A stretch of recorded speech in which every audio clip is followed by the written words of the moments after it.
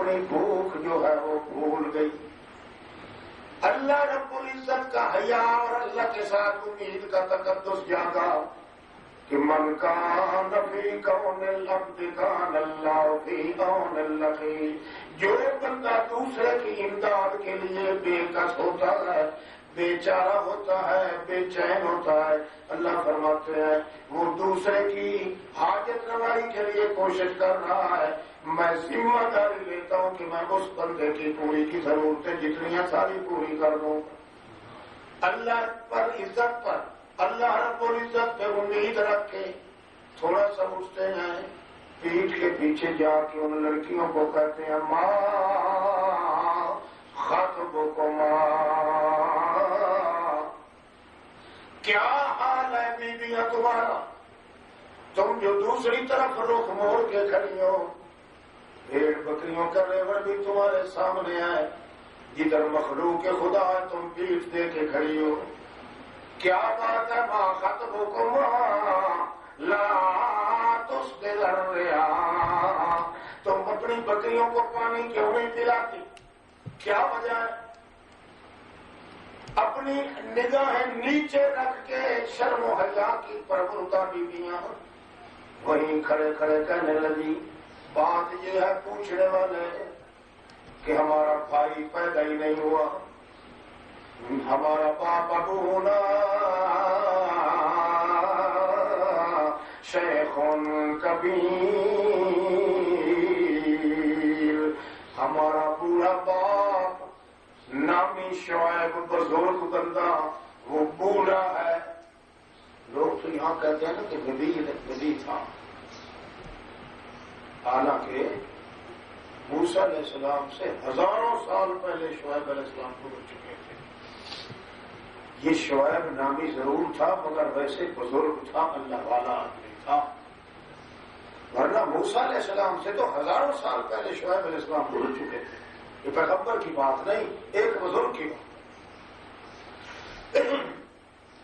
ابونا شیخ کبیر، ہمارا باپ بڈھا بزرگ ہے اور وہ نبی ہے، وہ چل پھرنے کے قابل نہیں ہے، اس لیے ہم دو ہی بیٹیاں اس کی ہمارے سر پہ آئے، بھیڑ بکریوں کا ریوڑ چلانا. لوگ سارے کے سارے ظالم ہیں، مخالف ہیں، وہ ہماری پرواہ نہیں کرتے.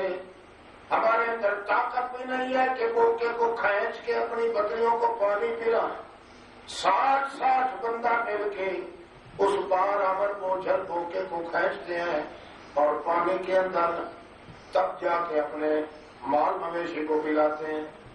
جب یہ پلا کے فارغ ہو جاتے ہیں تو اس وقت ہم چاٹ ماٹ جا کے چکڑ کیچڑ جا کے پلا کے اپنا گزارا کرتے ہیں. موسیٰ علیہ السلام حالانکہ ابھی تک پیغمبر بھی نہیں، اللہ کے ساتھ امید کے سہارے پر کہ جب پناہ دینے والا وہی ہے، امیدوں کی آمادگاہ بھی وہی ہے. جب میں اللہ کی بندیوں کے ساتھ تعامل کا ارادہ کروں گا مجھے امید ہے کہ اللہ بھی میری جھولی کو بھر کے رکھ دے گا.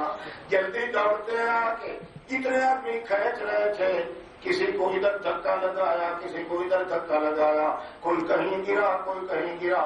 اپنے جلال اس نبوت کے مقام پہ پہنچنے والے تھے نہ. اور جتنی ولایت کی درجے ہوتی ہیں، نبی نبوت ملنے سے پہلے 45 درجے پورے مکمل کر کے آتا ہے. اللہ کریم فرماتے ہیں کہ پھر کیا ہوا، موسیٰ علیہ السلام نے اپنے ایک ہاتھ سے بوکا کھینچا جس کو 60 آدمی مل کے کھینچا کرتے تھے.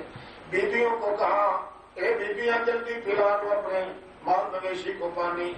جب انہوں نے پانی پلا دیا گھر چلی گئی، دنیا حیران رہ گئی، ہکے پکے رہ گئے لوگ کے کون سا آدمی ہے.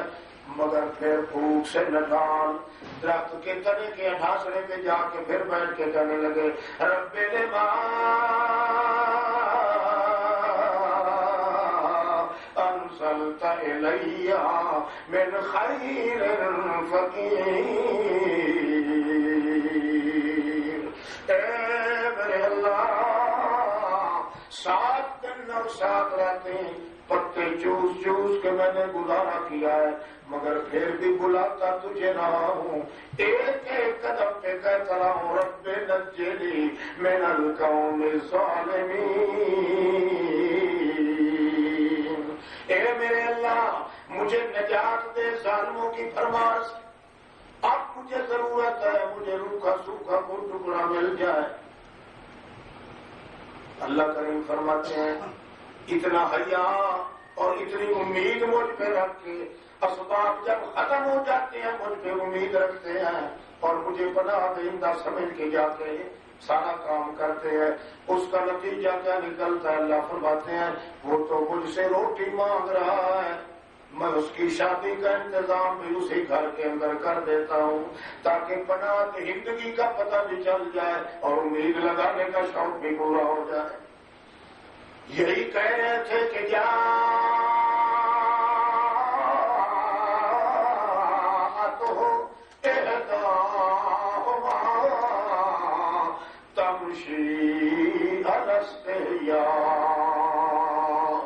دو بچیوں میں سے ایک عاقلہ بالغہ لڑکی صفورہ بی بی جس کا نام تھا، دو میں سے بڑی لڑکی آ رہی ہے، موسیٰ علیہ السلام کو پتہ کوئی نہیں، وہ تو اپنی نظروں کو نیچے کر کے بیٹھے ہیں، اللہ سے باتیں کر رہے ہیں اور بار بار کہہ رہے ہیں اللہ مجھے ضرورت ہے، انی فقیر انی فقیر۔ بی بی آ رہی ہے مگر جب چل رہی ہے اس کے ٹور اور اس کی چلنے کا بھی اللہ قرآن بنا کے پیش کر رہا ہے، اتنے حیا اور شرم کے ساتھ اتنے تقدس کے ساتھ چل رہی ہے۔ اللہ کریم ثابت کر رہے ہیں جس طرح اللہ کے ساتھ امید لگانا فرض ہے، اکیلے اللہ کا حیا کرنا بھی اسی طرح فرض ہے۔ ساری کائنات سے اوجھل ہو جائے بندہ مگر پھر بھی جب تک اللہ کی آنکھ کا تدارک نہ کر لے اس وقت تک کوئی غلط کام نہیں کر سکتا، اور اللہ کا قانون یہ ہے وَهُوَ يُدْرِكُ الْأَبْصَارَ لَا تُدْرِكُ الْأَبْصَارَ وَهُوَ يُدْرِكُ الْأَبْصَارَ۔ ساری کائنات کی آنکھیں اکٹھی ہو جائیں، اللہ کی ذات کو آج تک کسی نے دیکھا بھی نہیں، کوئی دیکھ سکتا بھی نہیں، مگر 14 طبق کی کائنات کے پردوں کے نیچے ساری آنکھیں چلی جائیں، اللہ کی آنکھ سے کوئی چیز پردہ بن کے آ سکتی نہیں۔ اس لیے اللہ کے پاک پیغمبر کو اللہ کریم فرماتے ہیں اور تمہیں اس بی بی کا حال سناؤں جو ایک بزرگ کی بچی ہے اور پھر ماحول اور جد و پیش بھی سارا خراب اور گندا ہے، ان کا معاشرہ بھی بڑا گندا ہے، کافر لوگ وہاں بستے ہیں، دینداری کا نام و نشان بھی نہیں، مگر بعض اوقات جن کے دل کے اندر اللہ کا تقدس پیدا ہو جائے اللہ اتنے بڑے گمبھیر معاملے سے بھی اس کو حیا کے پردے میں بچا لیا کرتا ہے۔ دیکھ میرے پیغمبر وہ بچی آ رہی ہے جاءتہ احداہما تمشی علی استحیاء، ظاہر میں تو زمین پہ چلتی آ رہی تھی مگر میں اللہ کہتا ہوں علی استحیاء، حیا کے گھوڑے پر چڑھ کے آ رہی تھی۔ جس طرح سوار گھوڑے پہ چڑھتا ہے اور جدھر باغ موڑتا ہے ادھر چلتا ہے، جس طرح وہ گھوڑا سوار کے تابع ہو کے چلتا ہے، اس بی بی کے حیا والا وہ سواری اس کے تابع ہو کے چل رہی ہے، جدھر باغ موڑتی ہے ادھر حیا جاتا ہے، کیوں؟ اس لیے ان دیکھے اللہ کا حیا اور شرم اس پہ غالب ہے۔ اس لیے میرے پیغمبر آپ جو پاس نہیں تھے میں آپ کو اس رنگ میں کیفیت سناتا ہوں کہ آپ کا نظر العین سمجھ لیں گے کہ واقعی جاءت احداہما علی استحیاء، حیا اور شرم کی سواری پہ چل رہی تھی، اپنے پاؤں پہ نظر کر کے چلتی چلتی یوں ہی دور سے دیکھتی ہے کہ وہ بندہ فلاں مقام پہ بیٹھا ہے، پھر اپنی نظروں کو دبا کے قریب پاس آ کے کھڑی ہو کے منہ دوسری طرف کر لیتی ہے اور کہتی ہے ان ابی یدعوک لیجزیک اجر ما سقیت لنا، ان ابی یدعوک، اے جوان آدمی، اے اللہ تیرا شرم و کرم رکھے، میرا باپ تمہیں بلا رہا ہے، لیجزیک اجر ما سقیت لنا، تاکہ جو تم نے ہمیں پانی پلا کے دیا ہے، ریور بھیڑیں بکریوں کا، اب جو تم نے پانی پلا کے دیا ہے، میرا ابا تمہیں بلاتا ہے، تمہیں اس کی مزدوری دیتا ہے، لیجزیک اجر ما سقیت لنا۔ کیوں؟ میرے باپ کا یہ قانون ہے کہ وہ کسی کا احسان سوائے اللہ کے اپنے اوپر برداشت نہیں کر سکتا، اس لیے مزدوری دے گا ضرور۔ اور پھر مزدوری نہ ملنے کی صورت میں شیطان کو کچھ اور موقع بھی لگ جاتا ہے انسان کے دل میں کوئی توسوس پیدا کرنے کے لیے۔ جب مزدوری دے دی جائے گی تو معاملہ بالکل کھاتا پورا کا پورا مکمل ہو جائے گا، کوئی توسوس ہی نہیں رہے گا، اور ہم پہ غیر اللہ کا احسان بھی نہیں رہے گا۔ بہرحال اوپر اٹھتے ہیں، کوئی روایت کا کوئی ایک ورق آپ کو نہیں ملے گا کہ موسیٰ علیہ السلام نے آنکھیں اٹھا کے ان کی طرف دیکھا ہو یا اس بی بی نے دیکھا۔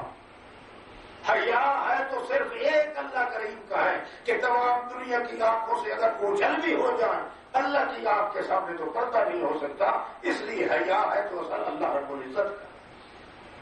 موسیٰ علیہ السلام جب اٹھنے لگے، بی بی چلنے لگی، موسیٰ علیہ السلام نے فرمایا، اے بی بی، جس طرح میں تمہیں چہرے کی طرف سے نہیں دیکھ سکتا، اسی طرح پسے پردہ، پسے پیٹھ کے پیچھے بھی میں تمہیں نہیں دیکھ سکتا، اور نہ مجھے اجازت ہے، اس لیے آپ میرے پیچھے پیچھے چلیں، جہاں جہاں مڑنا ہو، موڑ آئے تو پتھر پھینکتے آنا، میں ادھر ہی رخ کرتا جاؤں گا حتیٰ کہ تیرے باپ کے گھر میں پہنچے۔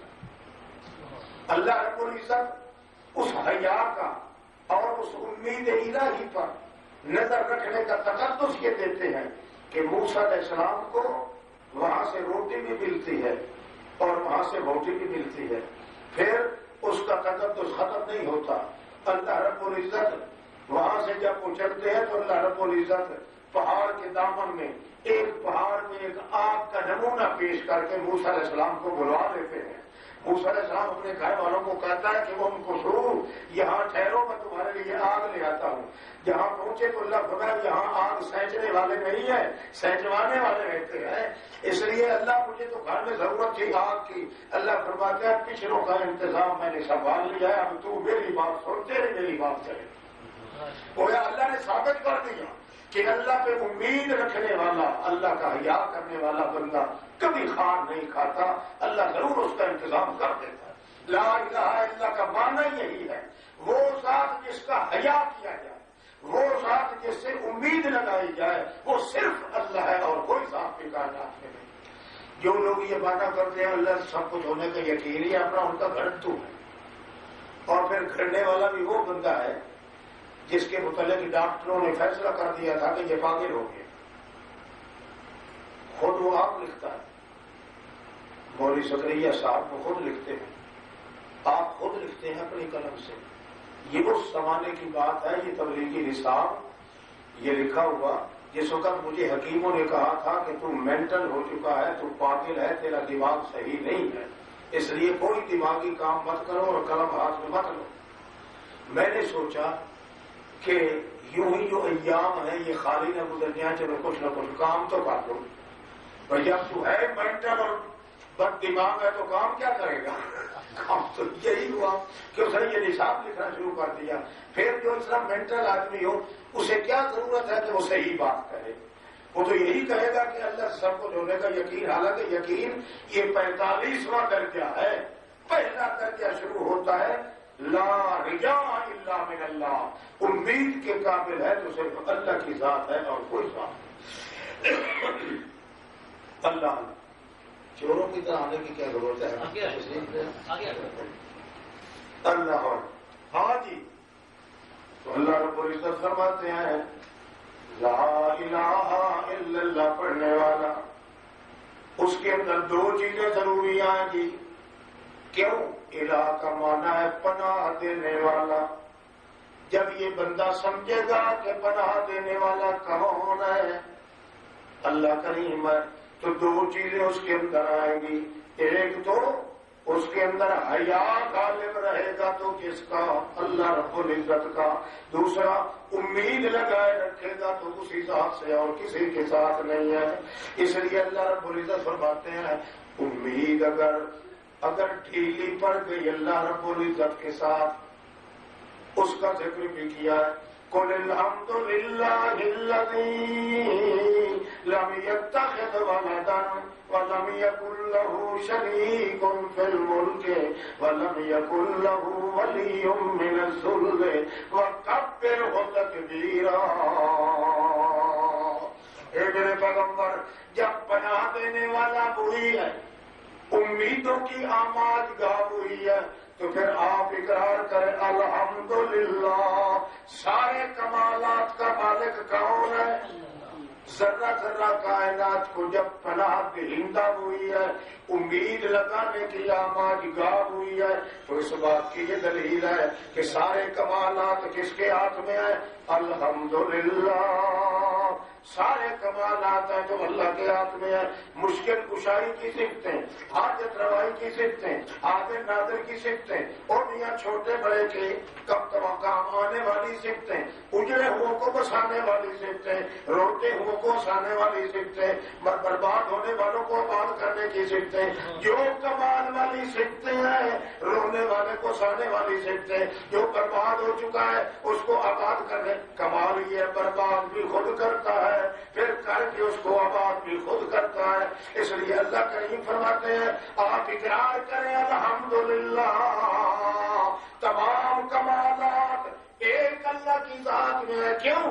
اس لیے کہ امیدیں تو ایک ہی سے لگائی جاتی ہیں.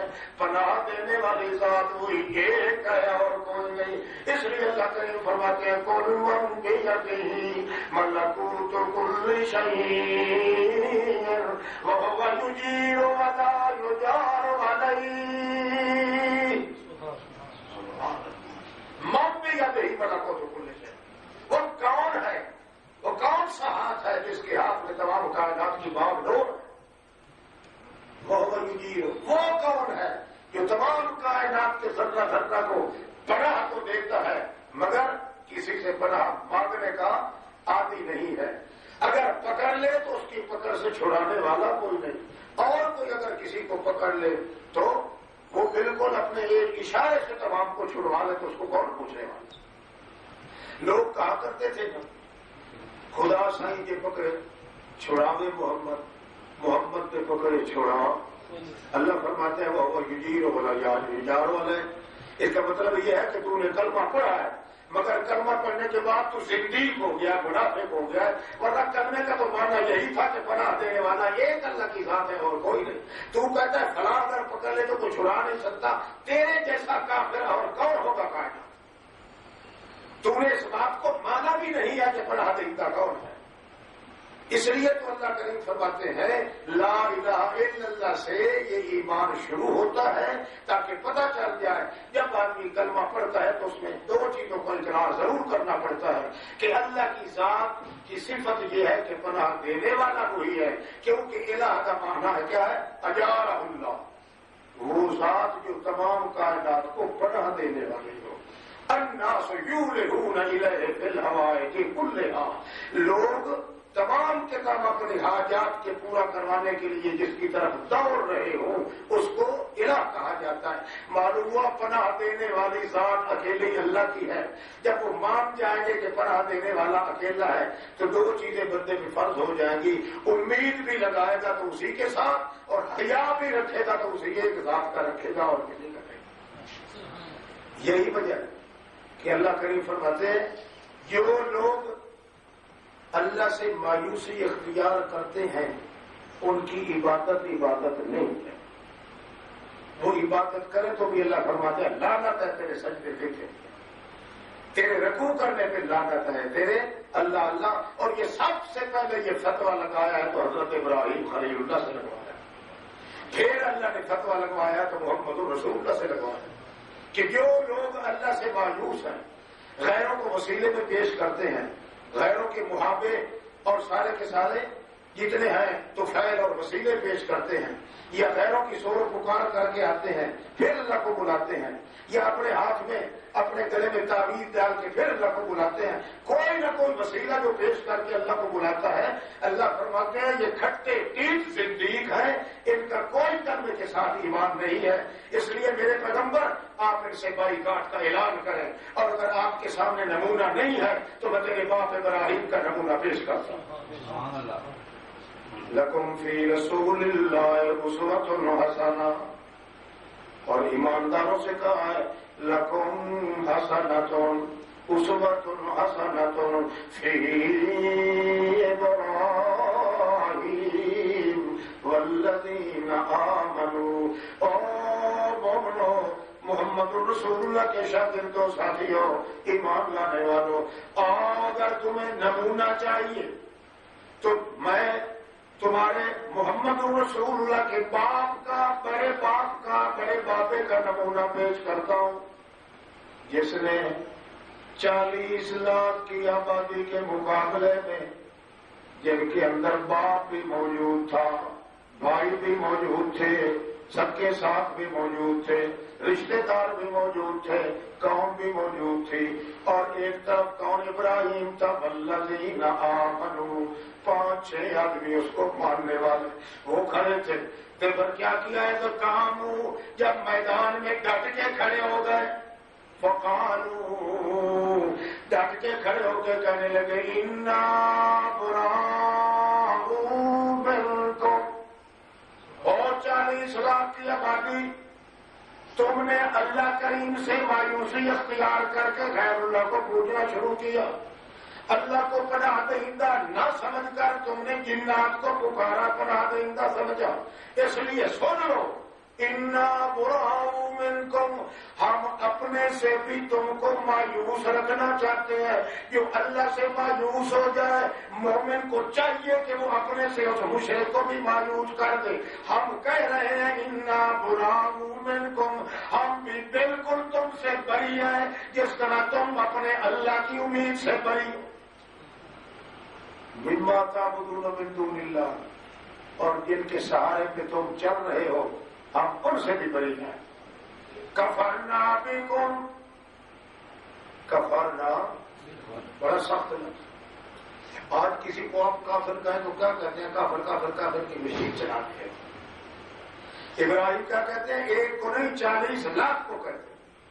کفرنا بکم، ہم تمہیں بالکل کٹر کافر کہتے ہیں، تمہاری عبادت کا انکار کرتے ہیں، تمہاری قربانیوں کا انکار کرتے ہیں، تمہاری نمازوں کا انکار کرتے ہیں۔ کفرنا بکم، یوں نہیں کہا کفرنا کم، تمہاری ہر نیکی کا ہم انکار کرتے ہیں، تمہاری کوئی نیکی نہیں۔ تم نماز پڑھو تو اللہ فرماتے ہیں حبطت اعمالکم، اگر تکبیریں پڑھو تو اللہ فرماتے ہیں حبطت اعمالکم۔ جب اللہ تمہیں قبول نہیں کرتا ہم بھی انکار کرتے ہیں۔ کفرنا بکم، بالکل ہم انکار کر رہے ہیں، تمہاری کوئی عبادت نہیں ہے۔ آگے سنو، بدا بیننا و بینکم العداوۃ والبغضاء، ہمارے اور تمہارے درمیان عداوت اور دشمنی کا سمندر ٹھاٹھے مار رہا ہے، نہ تم ہمارے کام آنے والے نہ ہم تمہارے کام آنے والے، نہ سمندر سے پار تم آ سکتے ہو نہ اروار ہم آ سکتے ہیں، اس لیے تم ہماری زبیہ نہیں کھاؤ گے، ہم تمہاری نہیں کھائیں گے، ہم تمہارے جنازے نہیں پڑھیں گے، تم ہمارے نہیں پڑھو گے۔ بدا بیننا و بینکم العداوۃ والبغضاء، جان کے دشمن، اگر تم ہمارے ہتھے چڑھ گئے تو ہم تمہیں قتل کر دیں گے، ہم اگر تمہارے ہتھے چڑھ گئے تو تم بھی ہمیں چھوڑنے کے حق میں نہیں ہو، اس لیے خبردار حتی تؤمنوا باللہ وحدہ۔ وہ کہتا ہے باپ بیٹا کوئی صورت ہے تیرے اور ہمارے درمیان سلو آٹتی کی؟ کہتے ہیں ہاں ہاں ایک سلو ہے، حتی تؤمنوا باللہ وحدہ، اس صورت میں ہمارا اتفاق ہو سکتا ہے، جس طرح ہم اللہ اکیلے کو مان رہے ہیں تم بھی اسی طرح مانو۔ ہم کہتے ہیں اکیلا پناہ دینے والا کون ہے؟ اکیلی ذات وہی ہے جس سے حیا کرنا چاہیے، 7 پردوں کے نیچے بھی چلا جائے پھر بھی اس کی آنکھ کا حیا کرنا چاہیے۔ جب تک یہ عقیدہ نہیں رکھو گے اس وقت تک تمہاری عبادت پہ بھی لعنت اور تم پہ بھی لعنت. مشکل مسئلہ ہے. پھر جب نبی علیہ السلام کی باری آتی ہے اللہ رب العزت فرماتے ہیں میرے پیغمبر تیرے بابے جی کا ہاتھ تو ہم نے بتا دیا مگر وہ تو ملت تھی نا تیری چلتی ہے سنت. ملت ابراہیم کی ہے اور سنت تو محمد رسول اللہ کی ہے. اس لیے لوگ ہو سکتا ہے ملت کو ٹال دیں آپ کی سنت ہے سنت کے طور پہ آپ اعلان کریں تاکہ پتہ چلے کہ جو لوگ چاہے آپ کی برادری کے آپ کے قوم کے کیوں نہ ہوں جو اکیلے اللہ کو پناہ دہندہ نہیں سمجھتے اور اکیلے اللہ پہ امید نہیں رکھتے غیر اللہ کے سہارے رکھتے ہیں آپ ان پہ فتویٰ لگا. اللہ کیسے کہوں اللہ فرماتے کہیں قل یا ایھا الکافرون. اور کافروں آج کون ایسے کہہ سکتا ہے؟ کوئی اچھا قسم کا آدمی کسی کہے تو کہے شرفا کم کرنے میں تو کہتے ہیں کہ دھیمی دھیمی چال چلو تاکہ پے کے سارے خوش رہے کوئی ناراض نہ ہو. اور اللہ کا پیغمبر کیا کہتا ہے قل یا ایھا اللہ فرماتے ہیں تو کہہ 13 سال تک تو نے خاموشی اختیار کی ہے اور ٹھیک کیا ہے. کیوں؟ لوگوں کے اندر جہالت تھی. اب جہالت نہیں اب ضد آ گئی ہے. جو ضد کی وجہ سے بات کو نہیں مانتا اب اس پہ کفر کا فتویٰ نہ لگانے والا بھی مسلمان نہیں رہے گا. قل یا ایھا الکافرون لا اعبد ما تعبدون ولا انتم عابدون ما اعبد ولا انا عابد ما عبدتم ولا انتم عابدون ما اعبد لکم دینکم ولی دین. لکم الٹیمیٹم آ گئی انٹرنیشنل بائیکاٹ ہو گیا. ایک ہی درجے کا لکم دینکم ولی دین. نہ تمہارے دین کا کوئی حصہ ہمارے پاس آئے گا نہ ہمارے دین کا کوئی ذرہ تمہارے پاس آئے گا.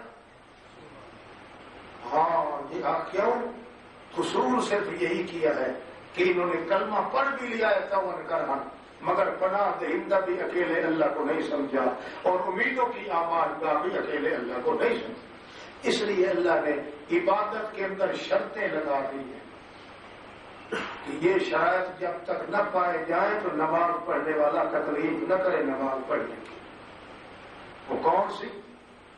قل الحمد للہ الذی لم یتخذ ولدا ولم یکن لہ شریک فی الملک ولم یکن لہ ولی من الذل. یہ 3 شرطیں جب پوری ہو جائیں فکبر اب تکبیر کہو بے شک کرتے جاؤ. زمین پہ تکبیر کہو گے عرش برین پہ تمہاری تصویر کھینچی جائے گی.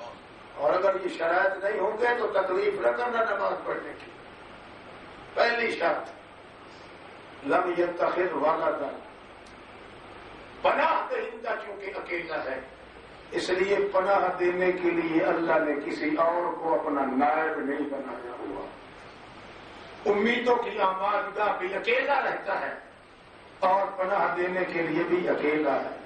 الحمدللہ سارے کمالات اکیلے اللہ کے ہیں جس نے لم یتخذ ولدا جس نے نظام کائنات چلانے کے لیے نظام مملکت چلانے کے لیے نظام قانون بھی چلانے کے لیے لم یتخذ ولدا جس نے اپنا کوئی نائب نہیں بنایا مشیر نہیں بنایا وزیر نہیں. اب تو معاملہ اور اب تو کہتے ہیں ہم اسلامی حدود جو ہیں اس کو توڑیں گے بدلیں گے. اب اسلام کے ساتھ ان کا کوئی واسطہ ہے. ایسے لوگوں کے ساتھ میل جول رکھنا بھی تو میرا خیال ہے اسلام کے خلاف ہے اسلام کے مزاج کے خلاف ہے.